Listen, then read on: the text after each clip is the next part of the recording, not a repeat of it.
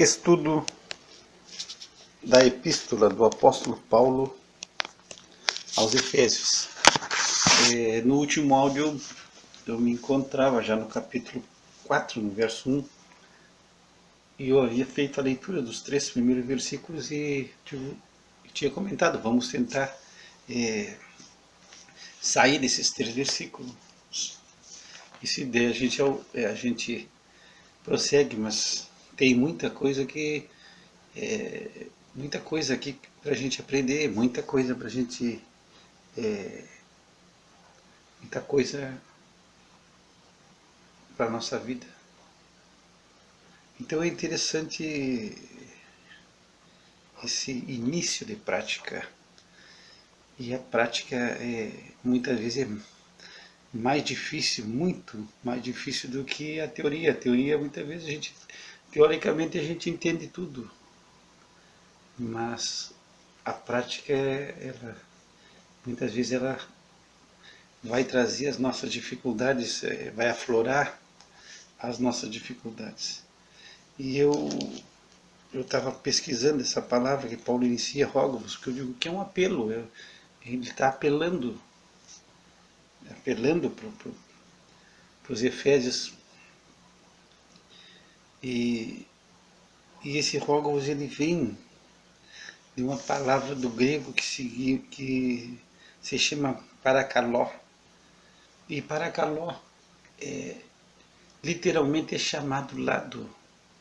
Então é trazer para perto e chamar e conversar e fazer aquele apelo a uma dedicação, a que haja esforço. Então traz para o lado, traz para perto de ti e tu faz o chamado. O meu entendimento é tu incita a pessoa à dedicação. Então é uma palavra que Paulo está usando, tentando chegar no íntimo, tocando profundamente a igreja em Éfeso. Depois eu havia comentado quando Paulo diz que ele não se julga perfeito, quando ele escreve aos Filipenses no capítulo 3, no verso 13, ele diz, olha, eu não julgo que eu haja alcançado, mas uma coisa faço, e é esquecendo-me das coisas que atrás ficam. E aqui também tem outro ensinamento que nós podemos adquirir e exercitar na nossa vida. Paulo diz, olha, eu não julgo ter alcançado, eu busco a perfeição, eu fui chamado por Cristo e estou correndo na suprema vocação que Cristo me chamou. Mas ele diz, uma coisa eu faço, eu me esqueço das coisas que para atrás ficam. E muitas vezes essas coisas que para trás ficam, elas nos embaraçam, elas nos impedem de correr. Ninguém pode correr essa carreira olhando para trás. Ninguém pode seguir correndo essa carreira ou prosseguindo olhando para trás. E olhando para trás, quando a gente caminha olhando para trás, a gente está muito propenso a cair, a tropeçar. E ele diz, olha, eu me esqueço das coisas que ficam para trás. E aqui tem coisa para nós, porque tem duas coisas que ficam para trás na nossa vida. As nossas falhas e os nossos êxitos, os nossos sucessos. E são duas coisas que nos impedem de prosseguir e que nos embaraçam na corrida. Por quê? Os nossos sucessos, muitas vezes, eles afagam o nosso ego e a gente gosta de cultuar os nossos sucessos, os nossos êxitos da nossa vida. Então, e a gente começa a viver do passado, dos nossos êxitos, das coisas que já nos aconteceram e esquecemos do nosso presente e da preparação do nosso futuro. Então, muitas vezes nós ficamos olhando. Tem gente que sempre conta seu testemunho a mesma situação, uma coisa que aconteceu há 10, 20, 30 anos atrás. E a pessoa se agarra àquilo. Mas hoje não aconteceu nada na sua vida. E então Muitas vezes a pessoa só fica naquilo que aconteceu, que ele teve, e cultuando os seus êxitos do passado, um êxito que aconteceu, um dia que se converteu, um dia que teve uma experiência com Deus, um dia que fez algo grande, que conseguiu. E a pessoa se atém àquilo, cultua aquilo, conta aquilo para todo mundo, mas hoje não acontece nada na vida da pessoa. Mas hoje a pessoa é uma árvore seca, deixou de dar fruto, deu fruto no passado, mas hoje não está frutificando como deveria e fica no passado. E isso nos impede de correr coisas que aconteceram na nossa vida, que nós precisamos deixar para trás, mesmo que seja um sucesso, mesmo que seja uma grande vitória. Nos alegramos, testemunhamos e seguimos a nossa vida. E aí temos os nossos fracassos, nossos erros, nossas desilusões e momentos que mostraram a nossa debilidade, as nossas fraquezas. E Satanás gosta de usar isso na nossa vida, para nos prender, para nos trancar, para nos impedir de crescer e jogar na cara as nossas falhas. E aí a gente fica preso a algo do passado que aconteceu e a gente não consegue prosseguir por causa que está preso a uma debilidade, a um erro grave do passado. Isso nos embaraça. E alguém disse já que Satanás gosta do passado. Ele gosta de vir com o passado na nossa vida. O passado é o passado, é o passado. E trazer as coisas. E deixar que a gente fique olhando para trás. Trazendo o passado, trazendo as coisas. O inimigo gosta de fazer isso. Então, muitas vezes, algum pecado, alguma coisa grave, algum fracasso, alguma coisa nos impede de crescer ou de prosseguir. E no livro de Ezequiel, no capítulo 18, Deus dá uma lição para nós. E ele fala que as coisas do passado, os nossos erros do passado, desde que a gente se arrependa e mude, isso aí vai ser esquecido por Deus. E é interessante isso porque eu sei que as pessoas não esquecem os nossos erros, as pessoas gostam de levantar os nossos erros. E o inimigo não esquece dos nossos erros. Mas o nosso Deus diz que não vai haver lembrança das nossas falhas. Tu pega Ezequiel 18, no verso 20, diz assim: a alma que pecar, essa morrerá. O filho não levará a iniquidade do pai, nem o pai levará a iniquidade do filho. A justiça do justo ficará sobre ele, e a impiedade do ímpio cairá sobre ele. Mas se o ímpio se converter de todos os pecados que cometeu e guardar todos os meus estatutos e proceder com retidão e justiça, certamente viverá, não morrerá. Desculpa.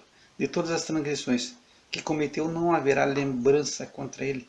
Pela justiça que praticou, viverá. Então Deus é claro, diz, não haverá lembrança contra ele. De todas as transgressões que cometeu, não vai haver lembrança. Então Deus é um Deus que perdoa e Deus joga no mar do esquecimento nossos pecados. Então nós não podemos nos embaraçar. Sabemos que se nós olharmos para trás, nós vamos ver um mar de falha, um mar de fracasso, um mar de pecado, de erro. Mas Paulo diz, eu me esqueço das coisas que para trás ficam, é hoje. E Deus está querendo ver o que eu vou fazer hoje. Então, se eu me converto, se eu me arrependo, primeiro é arrependimento. É arrepender.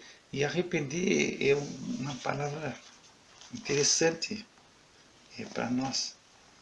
Eu tinha aqui anotado já, não sei se eu vou encontrar agora rapidamente, mas arrependimento é uma palavra interessante porque não é só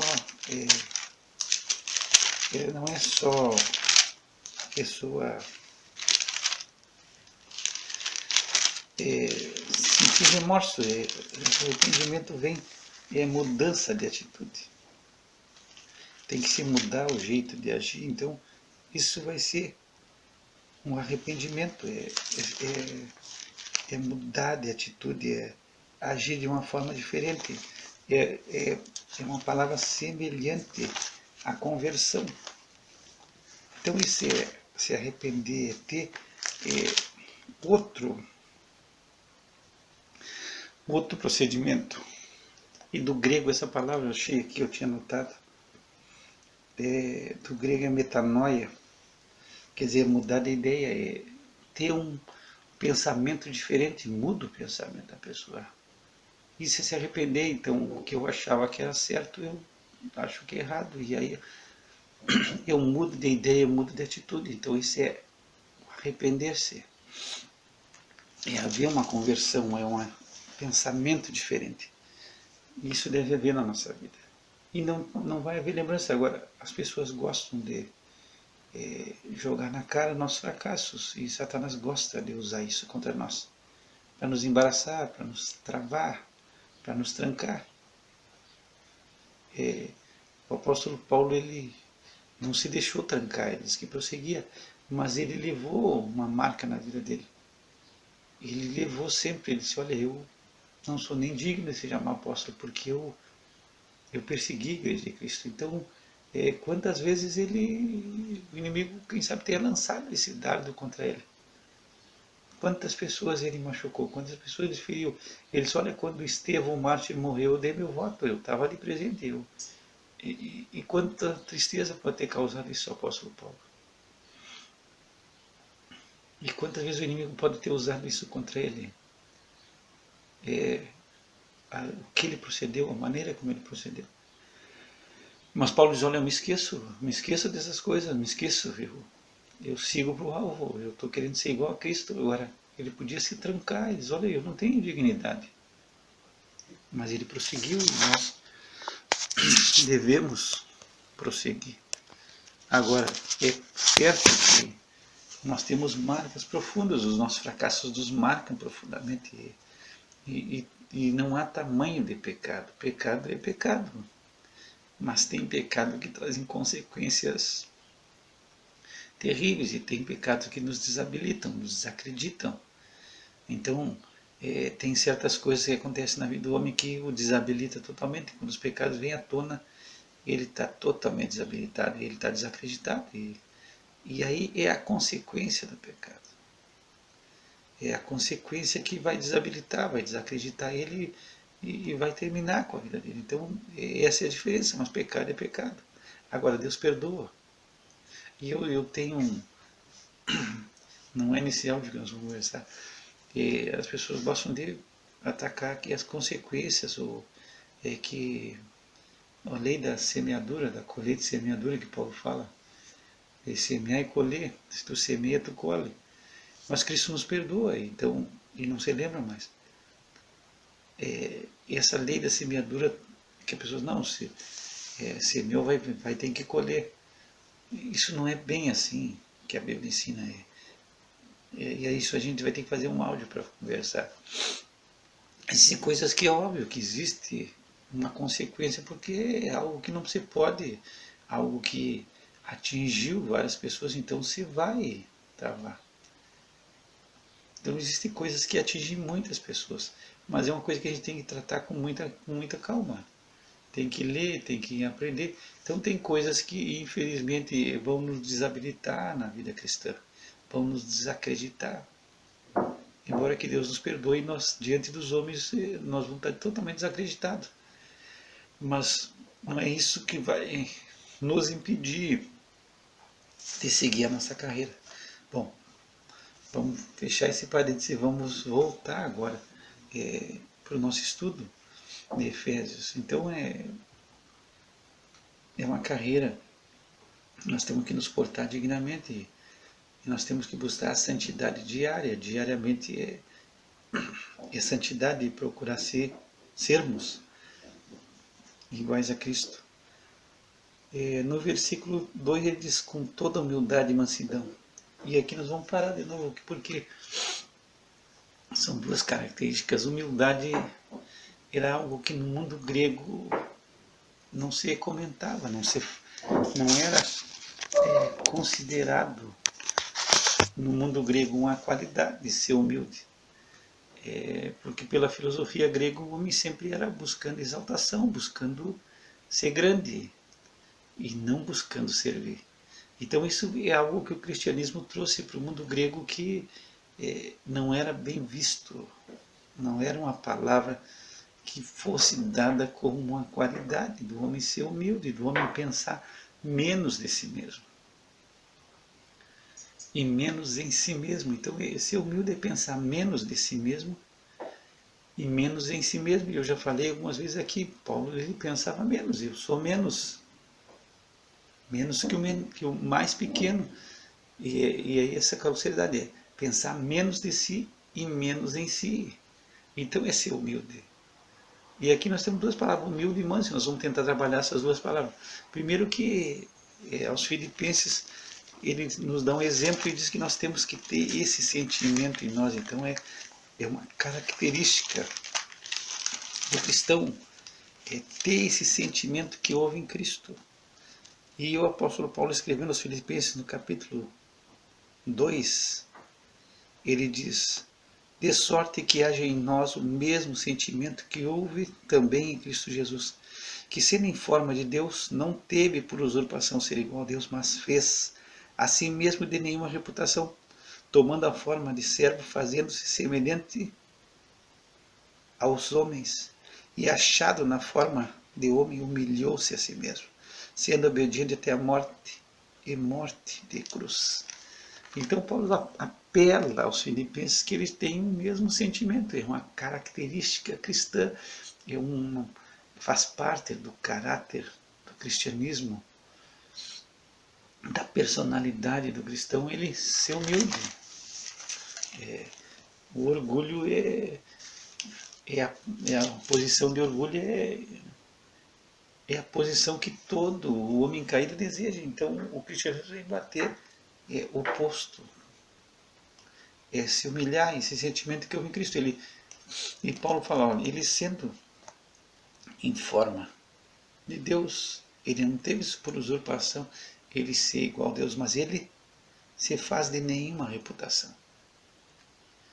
E ele toma a forma de servo, fazendo-se semelhante aos homens. Ele é semelhante, ele não é igual ao homem porque o homem é pecador, o homem é indigno e ele é digno. Então ele não é igual ao homem, ele é semelhante ao homem. Mas ele não é igual, ele é semelhante aos homens, porque ele não peca, ele nunca pecou. E o homem é pecador por natureza, e ele não herdou essa natureza pecaminosa do homem. Então ele é semelhante ao homem, ele toma a forma de servo. Imagina o Deus Criador do universo, aquele que fez todas as coisas. Ele vai se fazer homem, mas ele escolhe nascer de uma forma humilde, de uma forma como um servo, não como um rei. Ele podia, não, eu vou ao mundo, mas eu vou ser o rei de toda a terra, vou ser o grandão, vou nascer num berço de ouro, vou nascer no lugar mais famoso, já que eu vou ter que me tornar homem, eu vou ser o grandão. Mas não, ele toma uma forma de servo, ele se humilha. Quando a gente fala, e eu já falei em alguns áudios, a gente fala que ele estava na manjedoura, a gente pensa que manjedoura é uma coisa linda, assim, Jesus Cristo na manjedoura é uma coisa maravilhosa, mas a manjedoura se pesquisar, é um bojinho, é uma gamela, algo para você colocar comida para bicho, para vaca, para os animais. Então ali você colocando comida, quem sabe de madeira, e ali se armou o seu bercinho. Mas não era, quando você fala a manjedoura, é um comedouro, é um lugar de comer, de buscar comida para bicho. E ali foi que o Deus, o Criador do universo, ele é o seu primeiro bercinho. Então é humilhante para um Senhor Criador de tudo, que vive na glória com o Pai, vai viver nessa humilhação. E ele se humilha, ele toma a forma de servo. E aqui nós estamos vendo que ele é julgado pelas criaturas e ele é morto, é assassinado por aqueles que ele criou. Ele se humilha, ele aceita, ele apanha, ele é blasfemado, ele é atacado. Então, esse sentimento, Paulo diz, o sentimento tem que ter nós temos que ter esse sentimento de humildade. Quando Jesus fala também em Mateus 11, no 27, ele nos chama para aprender dele, que ele é manso e humilde de coração. Então, quando Jesus ele chama, a partir do 27, vamos até o 30, ele diz que nós devemos vir a ele, ali tu vai encontrar, vamos pegar o 29 aqui, que eu acho que está essa parte. Tomai sobre vós o meu jugo e aprendei em mim, que sou manso e humilde de coração. Então aprendam comigo, aprendam de mim, aprendam comigo. Eu sou humilde, mas não é humilde de boca. De vez em quando eu brinco e eu falo para minha esposa, não, eu sou um servo humilde. Não, se tu fosse humilde, tu não está nem te declarando que tu é humilde. E a gente brinca. Mas Jesus está falando de ser humilde de coração. Então é uma humildade profunda. Ele vai dizer, aprende comigo, eu sou humilde de coração. Então faz parte do que Deus quer colocar em nós. Essa humildade de Cristo, do caráter. E agora, não é inerente ao ser humano e não é inerente à nossa geração. A nossa geração é uma geração de um ego orgulhosíssimo. E aí que quando se encontra pessoas que têm uma autoestima baixa, a pessoa se sente que está enferma. Então, quando eu falo muitas vezes nos áudios, não, tem que ter uma autoestima baixa, é agradável diante de Deus, é para a pessoa não se sentir enferma, se sentir que ela é um ser do outro planeta. Não é isso. Mas muitas vezes isso aí nos enferma. Por quê? Porque a gente vê todo mundo se exaltando, todo mundo se achando, e a gente se acha menos, e aí a gente começa a se sentir mal por esse pensamento. Por se sentir menos. E as pessoas, qualquer um hoje que se sente que é menos, como o apóstolo Paulo diz, esse tem autoestima baixa, esse aí está mal. Isso aí precisa trabalhar a autoestima. Por isso que eu coloco muitas vezes, Paulo se diz, eu sou menos.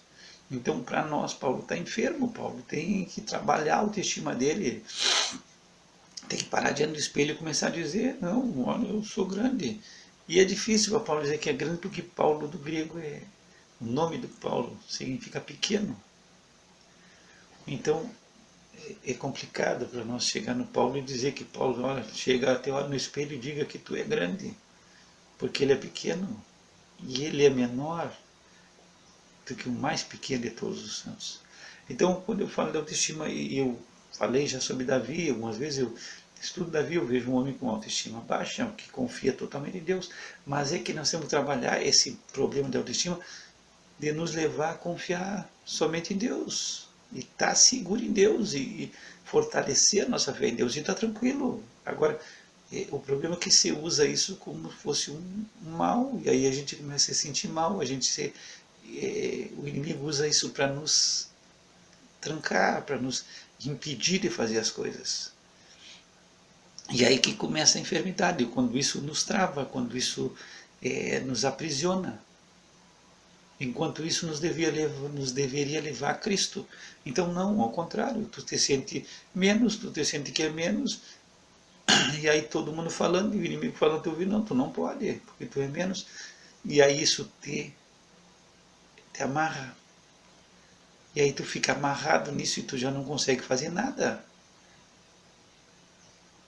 E aí tu se torna um inútil, tu se torna um nada, porque tu não consegue fazer nada, porque tu te sente menos. Mas eu já disse, quanto Deus, aquele que é menos, Deus usa mais. E aí tu coloca isso na tua cabeça, não, Deus vai me usar mais. E aí tu sai dessa prisão em Cristo, e aí tu te dá conta que se tu é menos, Deus vai te usar mais, e Deus vai trabalhar muito mais através da tua vida, porque tu é menos, e a glória de Deus. E aí tu entender o que João Batista disse, ó, nós temos que diminuir, nós temos que ser menos, e Deus tem que ser o mais. Deus tem que aparecer mais e nós menos. Então, é essa maneira. Só que o que acontece hoje é que esse se sentir menos nos faz entrar numa prisão e nos amarra. E aí o inimigo consegue utilizar isso contra nós para que a gente fique amarrado e não faça nada por Cristo. E aqueles que se acham mais, o inimigo impele eles para estar na frente, porque eles buscam a glória deles. Então o inimigo incentiva o que é orgulhoso, incentiva o que se sente mais, para que ele assuma as coisas e faça, porque ele é orgulhoso. E ele vai buscar a sua própria glória, e ele vai aparecer. Então é óbvio que o inimigo sabe que aquilo não vai ser agradável a Deus, então ele impele essas pessoas a estar na frente. E tranca, e procura trancar as pessoas que são menos, para que essas pessoas sejam amarradas e não façam nada. Então, ser humilde, não de boca, mas ser humilde de coração. E isso é algo que nós precisamos buscar, porque nós não somos. A nossa posição é sempre de querer um ego orgulhosíssimo. Em outro áudio eu falava que as pessoas já pregam e trazem na igreja, não, tu tem que te amar, porque Jesus disse que tu tem que amar os outros como a ti mesmo, então tu tem que começar te amando. E tem uma passagem que eu sempre puxo de Timóteo, quando Paulo fala sobre os homens nos últimos tempos, que os homens iam ser maus, pecadores, e tudo que é sorte de coisa ruim. Pega a segunda epístola perdão, a Timóteo, no capítulo 3, Paulo fala dos últimos tempos, que vai ser difícil, são tempos trabalhosos. No verso 2, a primeira característica que Paulo aponta desses homens perversos é amantes de si mesmo, homens que se amam a si mesmo, amantes de si mesmo. Esse é o primeiro mal dos últimos tempos. Homens que se amam, que se amam a si mesmo. Só que a gente veste essa passagem dele, a situação de se amar a si mesmo como algo bonito. Não, tu tem que te amar e tem que gostar de ti mesmo, te amar e coisa e tal, porque isso aí Deus quer que te ame. E aí se bota uma roupagem bonita nisso, e aí nós temos um monte de gente apaixonada por si mesmo, vivendo um narcisismo. Narciso é o personagem da mitologia grega que ele se olha na água, vê o seu rosto e ele se apaixona por si mesmo, ele se ama, ele se acha o máximo. E o Evangelho vem nos mostrar que é o contrário, nós somos totalmente indignos, incapazes. O Evangelho vem confrontar e vem mostrar quem é o homem verdadeiramente. Então é diferente. O Evangelho não vem exaltar o homem caído, vem mostrar ao homem a posição que ele tem, um homem miserável. O apóstolo Paulo, ele, pela graça do Espírito Santo na sua vida, ele consegue captar e entender muita coisa. Quando ele escreve os Romanos no capítulo 7, ele explica: miserável homem que sou, quem me livrará do corpo dessa morte? Então ele se coloca como mesmo que sou um homem miserável, um homem na miséria. Enquanto tu chega lá em Apocalipse 3, tu vê que a igreja lá onde você que é a igreja que está totalmente fora do padrão de Deus, é a igreja que se acha. Sou rica, estou enriquecendo, não tenho necessidade de nada. Então, uma igreja autossuficiente. E aí Jesus escreve a igreja: vocês são miserável, pobre, cego, nu, tudo de ruim. Então, o Evangelho vem confrontar, as boas novas vêm confrontar o homem. E fazer o homem olhar para Cristo e não para si mesmo. Enquanto as religiões fazem o homem olhar para si, te olha para ti, te encontra com teu eu interior. Então é diferente. Paulo, quando escreve a Timóteo, ele se diz: eu que sou o principal dos pecadores. Quer dizer, ele não olha para os outros: olha, eu tenho pecado, mas quem não peca? A gente gosta de justificar 1 Timóteo no capítulo 1, a partir do verso 15, Paulo diz, olha, eu sou o principal, o maior pecador. Só que o que a gente hoje, não, eu peco, mas quem não peca? Todo mundo, não sou só eu. Mas Paulo, ele consegue, o Espírito Santo trata na vida dele, ele diz, olha, eu sou o principal. Ele diz, eu sou o menos, e eu sou o principal pecador, e eu sou o miserável. Então, o cristianismo confrontou Paulo. Paulo podia assim, não, eu sou pecador, mas para aí. Timóteo, quem não é pecador? Todo mundo é pecador, hein? Não pode achar que eu sou pecador, mas os outros também são. E aí a gente usa isso para se definir. Não. Paulo diz, olha, eu sou o principal. Todo mundo é pecador, mas eu sou o pior. Eu sou o primeiro. O principal pecador sou eu. Então aí a gente começa a entender um pouco de cristianismo. Tu não é. A gente se justifica, não, todo mundo é pecador, sim, mas Deus nos leva a ver que nós somos o principal, a ver a nossa miséria. E aqui eu vou terminar esse áudio, na próxima nós vamos entrar em mansidão, mas aqui, quando Paulo fala em miserável homem que sou, quem me livrará do corpo desta morte, ele está falando sobre si mesmo, e aqui dizem os estudiosos que ele está se referindo a uma punição que os romanos impunham aos criminosos, aos homicidas, alguém que matava alguém. Então, era uma pena romana. Muitas vezes tu assassinava alguém, tu era um homicida, e aí te atavam o corpo do morto ao teu corpo. E aí tu carregava aquele corpo apodrecendo, os vermes pegando, cheirando mal. E aquele corpo estava dia e noite te acompanhando, então era uma pena terrível. Era uma pessoa podre, com os bichos saindo por tudo que era lugar morta, e tu carregando aquele homem apodrecendo, aquele homem perdendo, se destruindo. Então era terrível. Então essa era a pena. E Paulo considera que esse velho homem, ele está carregando esse velho homem, e esse velho homem está se decompondo, está cheirando mal, esse corpo de morte do velho homem que ele está carregando nele ainda.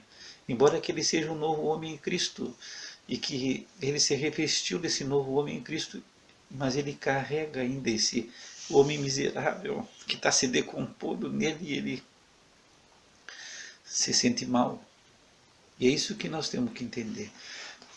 Eu espero ter sido claro naquilo que nós fazemos. Se eu vou escutar esse áudio, se porventura alguma coisa tiver que corrigir, eu corrijo no próximo áudio.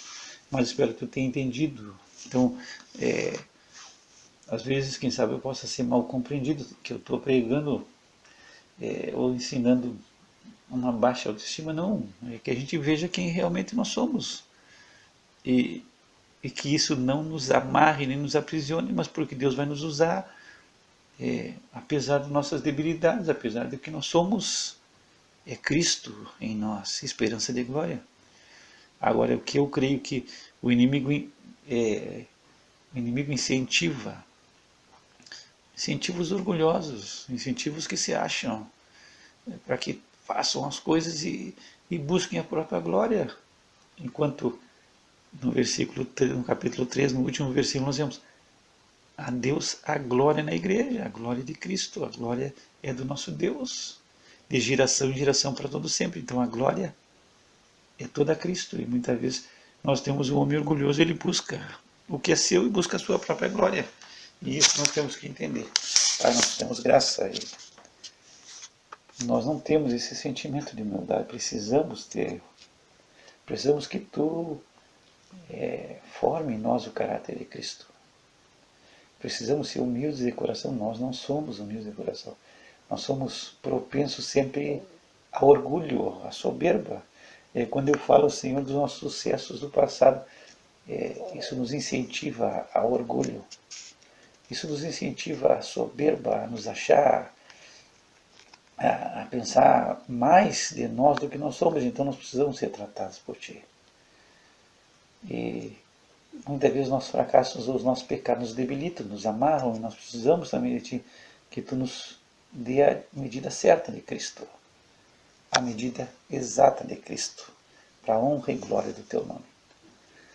Que o Senhor te abençoe e te guarde, que o Senhor faça resplandecer sobre ti o seu rosto e tenha misericórdia de ti. Que o Senhor levante seu rosto sobre ti e te dê a paz. Graça e paz da Deus nosso Pai e do Senhor Jesus Cristo.